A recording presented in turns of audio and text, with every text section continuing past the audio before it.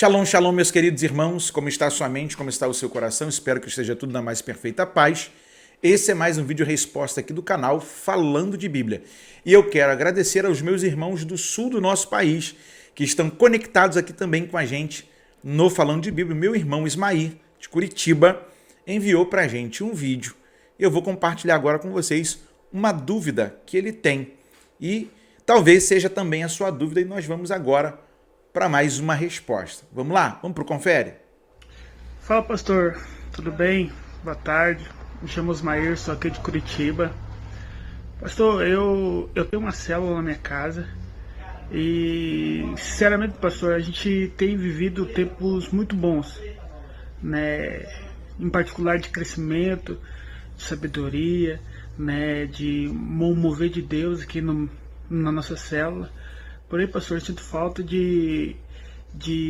eu sinto que tem pessoas que, como pode dizer, não conseguem se firmar, não na célula, na célula até vem, mas não consegue se firmar na palavra, né? Até a gente tem uma política aqui de cada um fazer uma coisa até para incentivar o crescimento, e tem pessoas que parecem que ficam muito dependentes de nós, de mim, da minha esposa, que somos líderes, né?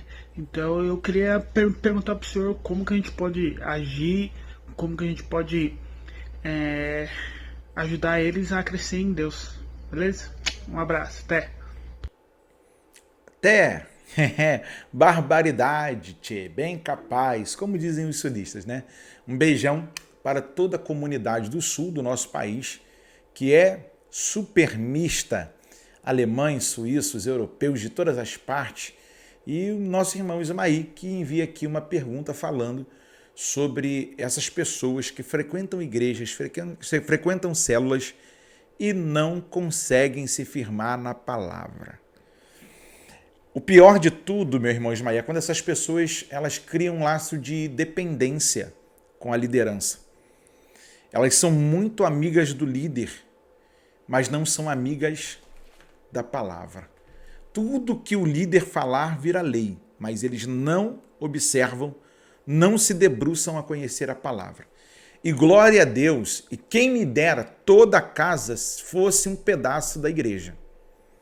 Atos dos Apóstolos, capítulo 12, quando Tiago é morto a fio de espada e prendem a Pedro, a Bíblia vai dizer que na casa da irmã Maria, a igreja se reúne para orar.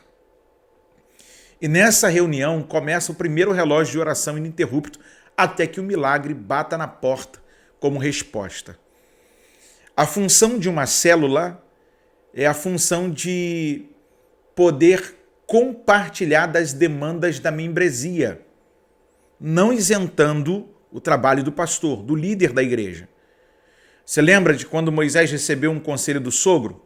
Levanta capitães de 500, de 100, de tantos números, porque a demanda para o líder é desgastante.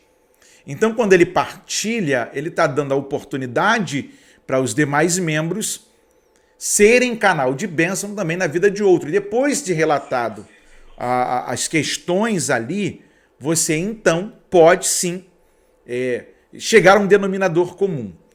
Eu acho que a maior frustração de qualquer líder, seja na célula, seja em um departamento na igreja ou do próprio pastor, é você gastar tempo com pessoas e elas não estarem nem aí para o tempo que você está gastando com elas. A palavra que eu deixo para você é perseverança. Não desista dessas pessoas, ainda que elas desistam da fé. O seu papel deve ser feito, porque você está fazendo para Cristo. Você faz por amor. Segundo, entenda que a sua casa passa a ser um ponto de bênção. Que isso, pastor? Porque você passa a ser referência.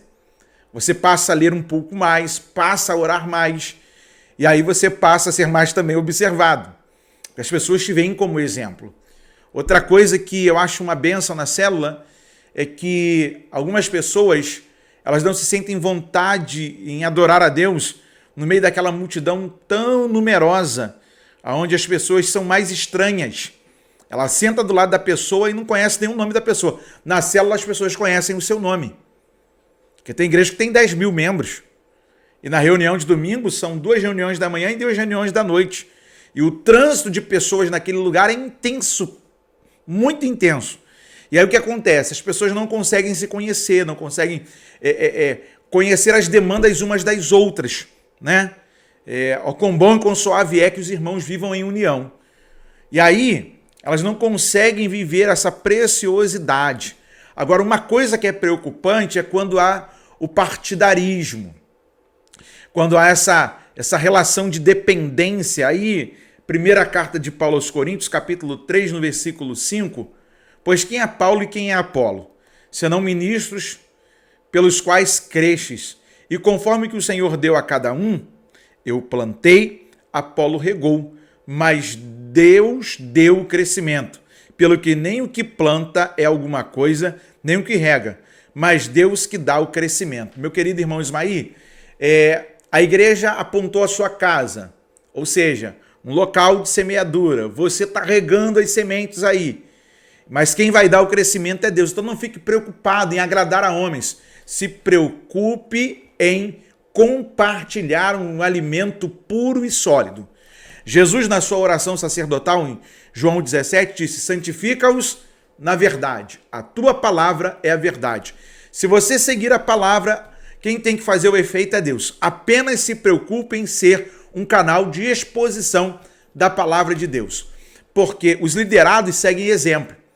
Eles não seguem palavras, eles seguem exemplos. Se você ora, eles também vão orar. Se você lê, eles também vão ler.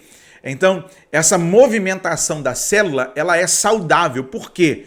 Porque você vai conversar da palavra que ministrou no domingo.